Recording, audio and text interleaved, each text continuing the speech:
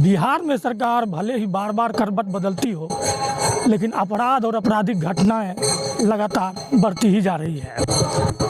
ऐसे में बेगूसराय में भी अपराध और अपराधी पूरी तरह बेलगाम हो चुका है। अभी हम मौजूद हैं बेगूसराय के बीजेपी विधायक कुंदन सिंह के आवास पर। हम आपको तस्वीर के जरिए दिखाना चाहेंगे कि ये उनका आवास है और आप देख सकते हैं कि ये आवास नेशनल हाईवे के बिल्कुल करीब है और यही वो रास्ता है जहां से बाइक सवार 3 अपराधियों के द्वारा अंधाधुंध गोली फायरिंग की गई। इसको लेकर जो है सो आसपास के इलाकों में इस चीज़ को लेकर काफ़ी संशय बना हुआ। हालांकि लोगों का मानना है कि इस तरह की घटना पहले इस इलाके में कभी नहीं हुई, लेकिन जिस तरह से ये घटनाएं सामने आई है इसको लेकर फिर से एक बहुत बड़ा सवाल उठता नज़र आ रहा है। ऐसे में बात करने के लिए हमारे पास बीजेपी विधायक कुंदन सिंह के पिताजी उपेंद्र सिंह हैं, बीजेपी के कद्दावर लीडर भी हैं और बेगूसराय के पूर्व मेयर भी हैं। तो हम इनसे जानकारी लेने की कोशिश करते हैं कि किस तरह से शासन बदलने के बाद भी, प्रशासन बदलने के बाद भी अपराधियों का मनोबल 7वें आसमान पर है, घट नहीं रहा है। क्या होना चाहिए?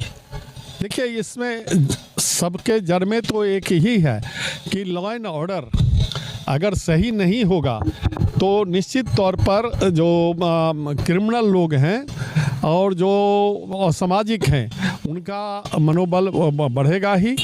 हम लोग उम्मीद कर रहे थे, बिहार की जनता, बेगूसराय की जनता, कि अब सरकार बदली है तो कम से कम लॉ एंड ऑर्डर पर लोग ध्यान देंगे और क्राइम और क्रिमिनल पर कंट्रोल करेंगे, जिससे यहाँ जनता जो भी है सुख शांति से रह सके।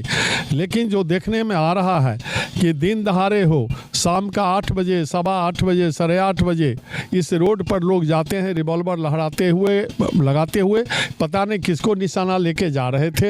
हो सकता है कि कोई रास्ते में मिल जाता है, ये भी हो सकता है।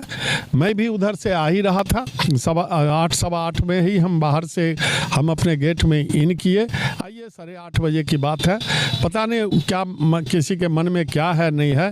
ये सारा चीज़ घूम फिर के ये आता है कि लॉ एंड ऑर्डर अगर हो जाए, सरकार इस पर संज्ञान लेने लगे तो ये समस्या का समाधान हो सकता है। लेकिन दुख के साथ कहना पड़ता है कि नई सरकार आने के बाद भी समस्या जस का तस है, पब्लिक परेशान है, जनता परेशान है। क्या लगता है किसके संरक्षण में इस तरह से फल फूल रहे हैं अपराधी?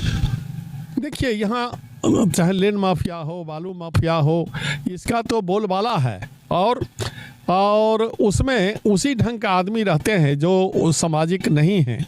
वो जल्दी से जल्दी पैसा कमाना चाहते हैं तो उसमें मर्डर होगा ही, उसमें गोली चलेगी ही। तो इस पर अगर कंट्रोल रखता है तभी हो सकता है। लेकिन उसको संरक्षण तो जितने सफ़ेद पोश हैं, चाहे बेगूसराय की बात हो, कहीं और की बात हो, सफ़ेद पोश, बिना सफ़ेद पोश के संरक्षण में ये जो क्राइम और क्रिमिनल नहीं पनप सकता है। निश्चित तौर पर ये वाइट कॉलर वाले का संरक्षण प्राप्त है और वो ही इस ढंग की बात कर रहे हैं। सरकार इस पर ध्यान दे। सरकार पता नहीं क्यों नहीं ध्यान दे रही है और हम समझते हैं कि अगर सरकार ध्यान दे दे, देखिए यूपी की घटना कहाँ अगर होता है तो 2 मिनट में एक तो घटना ही कम हो गया, अगर कहीं एका दुक्का हो गया तो तुरंत डिडक्ट हो जाता है। लेकिन यहाँ तो कुछ नहीं होता है। यहाँ तो आज गोली चलाते हुए उधर से ही आया नागदह तरफ से और इधर चला गया, हाईवे पकड़ के कपसिया चौक से लगाने पश्चिम तरफ गया या पूरब तरफ गया, किधर गया पता नहीं। लेकिन ये कहाँ है? ये होना चाहिए कि लोग, इतना हिम्मत क्रिमिनल को हो गया कि वो दिन दहाड़े गोली चलाते हुए मोटरसाइकिल से यहाँ चलता है। पहले भी इस रोड में घटना 1-2 हुई है, दिन दहाड़े गोली चलाते हुए लोग गए हैं, लेकिन उस पर कहीं कोई कार्रवाई नहीं होती है।